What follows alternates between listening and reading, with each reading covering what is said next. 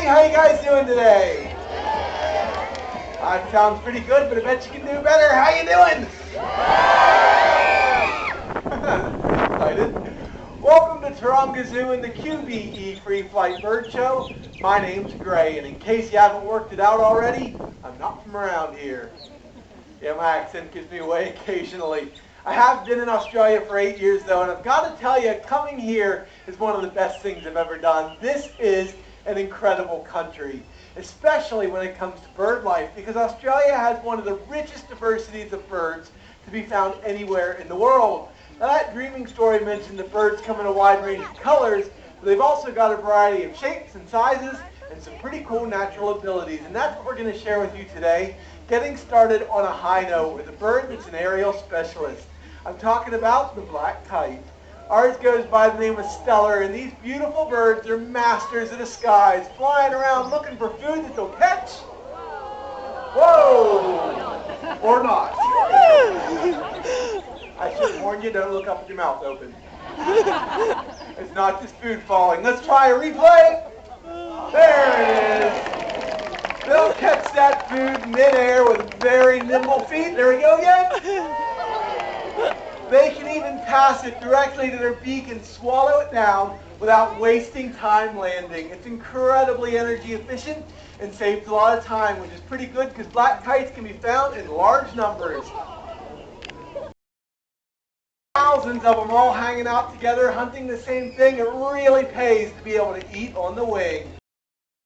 Beautiful flying. We've got one last piece. Let's see how we go. Oh, that's all right. It gives me another chance. Oh, you don't want that, trust me. I didn't think anybody would unless they were a black kite. Woo!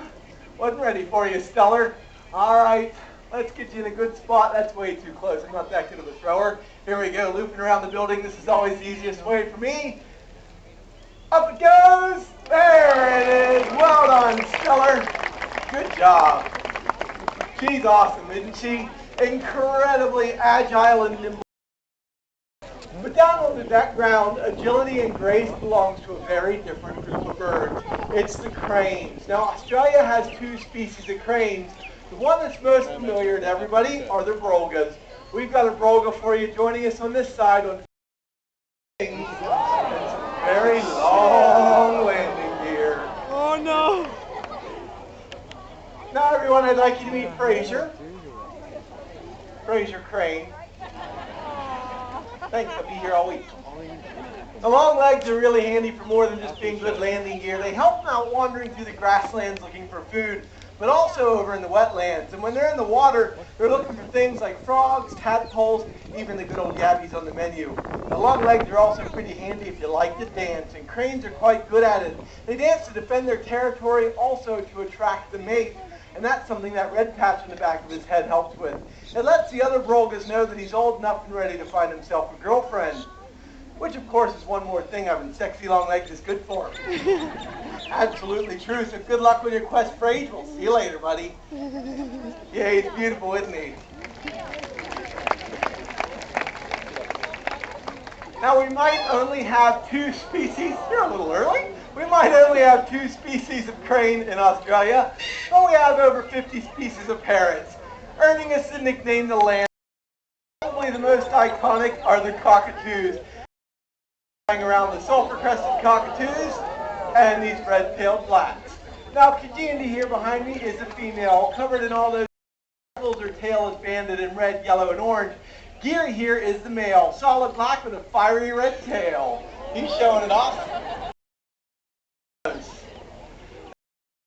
Beautiful symbols of this sunburned country, and it's not just because of their beautiful coloration.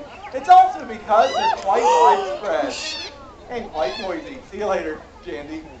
Now there's 5 different subspecies of this single species of bird, but unfortunately 2 of those 5 subspecies are not doing very well. Down in southeastern Australia, there's only about 1,300 red tails left. Southwestern Australia is not doing much better than that. Woo, we almost missed. And that's largely due to land clearing. As we build more homes for ourselves, we're tearing down old hollow trees because we think they're unsafe. But they need those hollow trees to make their nests.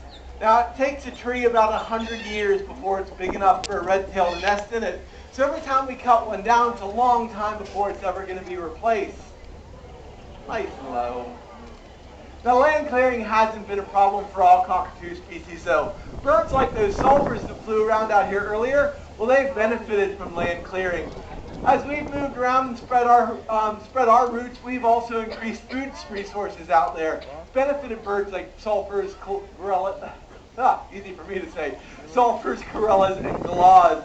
And whether it's those crazy larrikin white cockatoos you enjoy, or these beautiful, graceful black cockatoos, there's no denying that they are incredible species. It would be such a shame if we lost them from the wild. So we need to do everything that we can to protect them and make sure they'll be flying around for many years to come. Now, one of the reasons they're such great symbols of this country is because they're a very conspicuous bird. How could you miss that? They're loud, they're noisy, they're very colorful. But there are other birds that are just as abundant, but we might not see them as often because they're out after dark. Now, if I talk about nighttime hunting birds, what group of birds do you think of? Owls, that's right. Owls are incredible nocturnal hunters. Fantastic senses really help them out with hunting in the dark. And if you're hunting something like these frogs that are calling right now, you need to rely on your hearing. And the owl with the best hearing is probably the barn owl. So we're going to test the hearing of a barn owl by having these frogs call from one of these two rocks on stage. We're going to hide some food behind it, and our owl has to find it just by listening alone.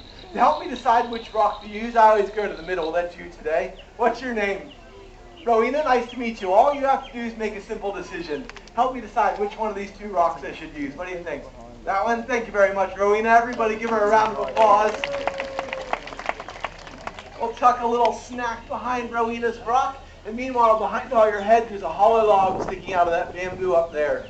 In that hollow log is our barn owl, Howard. Let's see how well he does as he comes down to find himself some lunch.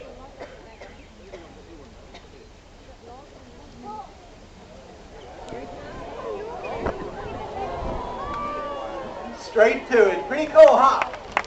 Yeah. You can see, even though he was fighting that wind, he was heading in that direction. His hearing is so good, he can catch and kill his prey without ever seeing it. He'll do it just by listening alone. One of the reasons for that excellent hearing are huge ears. Now, you can't see his ears because they're hidden under his feathers, but you can see the big rings of feathers around his eyes.